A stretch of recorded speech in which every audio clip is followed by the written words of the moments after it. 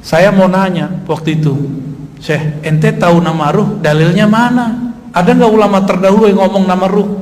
Jadi dulu saya termasuk meragukan nama ruh, ya, termasuk yang meragukan nama ruh. Dan itu kepala saya mau pecah, Pak, mau ngomongin masalah nama ruh. Karena selama ini saya belajar thoriqah, saya asli belajar thoriqah dan dapat ijazah kemursidan. Beda dengan orang di luar sana yang anti dengan masalah ini, dia belajar thoriqahnya cuma lewat kitab atau cuma baca rotib-rotib aja, gak pernah suluk 40 hari, gak pernah suluk sekian hari, gak pernah ikut suluk tarekat apa. Saya ngikutin dan emang gak ketemu dalam kitab-kitab yang pernah saya baca. Ternyata saya kurang baca kitab.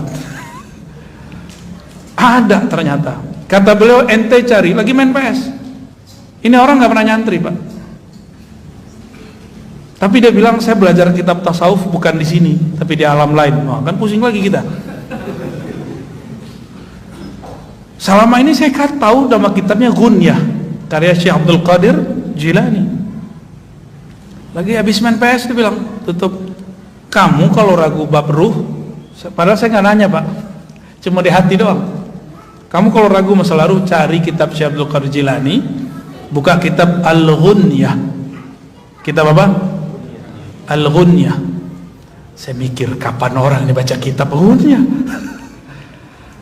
Kitab itu saya udah punya, cuma nggak tahu waktu pindahan nggak ketemu. Saya beli lagi itu kitab. Bener, sekarang 2 eksemplar saya punya, ketemu lagi itu kitab.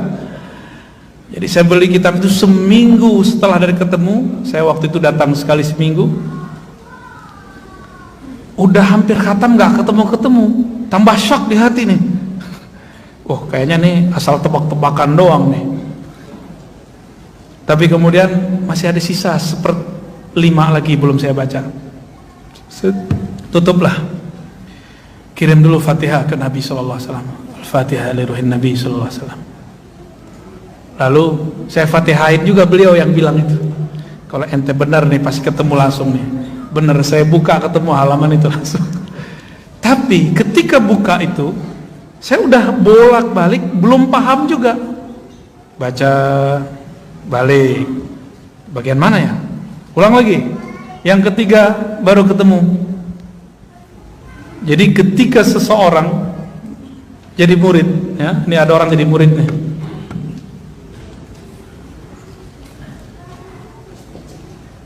Murid itu bahasa Arab, artinya yang berkehendak mengenal Allah. Udah jadi bahasa Indonesia ya? Ini pertanda bahwa dulu yang jadi guru di negeri ini adalah para sufi. Ya. Murid ini jika sudah mengenal Allah, maka Allah lah yang mengenalkan dirinya. Disebut murad. Ini torikot lama di zaman dulu.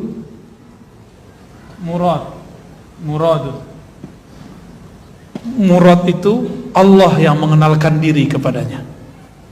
Dalilnya apa? Jika hamba mendekat 1 jengkal, Allah mendekat. Nah, hamba mendekat berjalan, Allah mendekat dengan. Maka orang itu yang dikehendaki Allah. Zahirnya dia yang berkehendak, batinnya Allah lah yang berkehendak.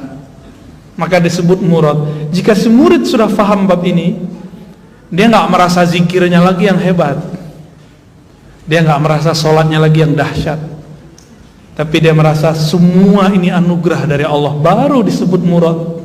Habislah iradah dia dalam iradah Allah, lenyaplah kudrat dia dalam kudratnya Allah.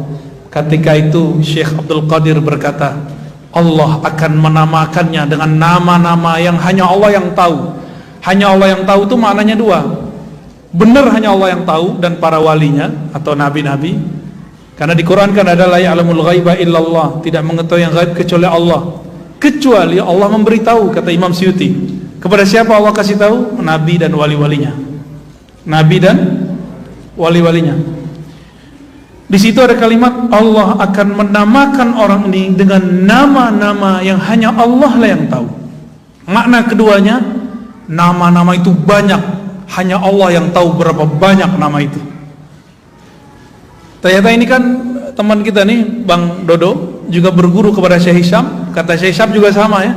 Satu orang bisa punya nama lebih dari satu. Syekh Hisham Kabani, tahu Syekh Hisham Kabani, murid Syekh Nazim. Syekh Abdul Qadir ngomong gitu loh.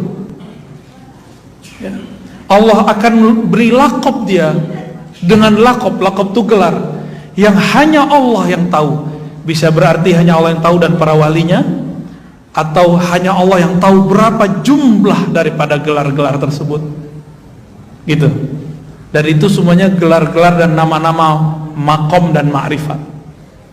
Disitulah saya kemudian tambah tasdik. Itu belum tasdik bener, masih proses ya, bertahap. Maka teman-teman, apa yang diragukan oleh kawan-kawan saya para asatidz sekarang, saya memaklumi dan saya tidak marah ya. Jadi antum, para dai, para masyayikh, mungkin sebagian habaib yang meragukan ini, saya tidak akan marah, saya tidak akan suudzon.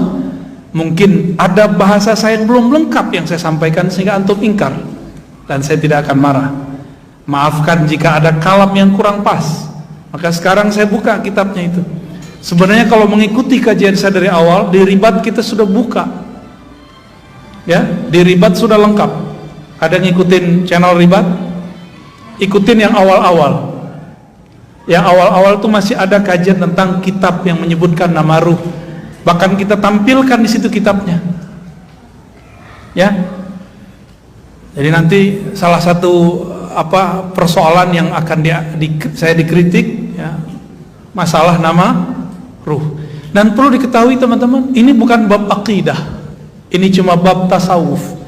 Sebagaimana di fikih ada perbedaan, di mazhab Asy'ari ada perbedaan, dalam tasawuf juga ada perbedaan. Kalau tidak percaya, tidak apa-apa.